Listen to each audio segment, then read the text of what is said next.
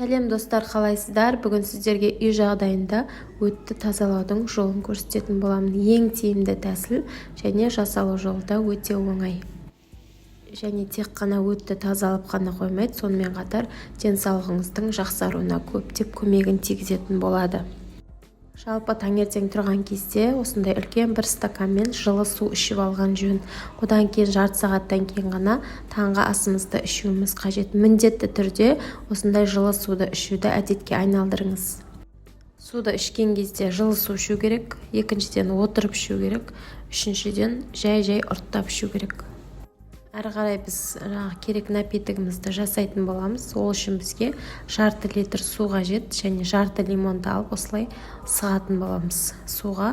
Одан кейін, егер де бұны іше алмаймын десеңіз, осындай бір чайный ложка толтырып, осындай мед қосып жіберуге болады.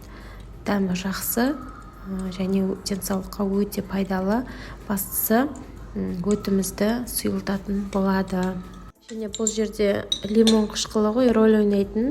Ол біздегі өтіміздегі бауырдағы улы токсиндерді сыртқа шығарып, өтті бауырды тазалайтын болады. Сонымен қатар ішектің жұмысын жеңілдетіп, ас қорыту жүйесін жақсартады. Осы сусынды ішу арқылы сіз өтіңізді жақсылап тұрып емдеп ала аласыз. Үй жағдайында дәрі-дәрмексіз міндетті түрде қолданып көріңіздер. Сосын бұл сусынды егер де сіздің асқазаныңыз ауыратын болса, аш қарынға ішуге болмайды. Бұны күнделікті тамақтың ортасында күнімен ұрттап ішіп таусуға болады. Солай жақсырақ көмектеседі. Аш қарынға міндетті түрде таза су ішу қажет.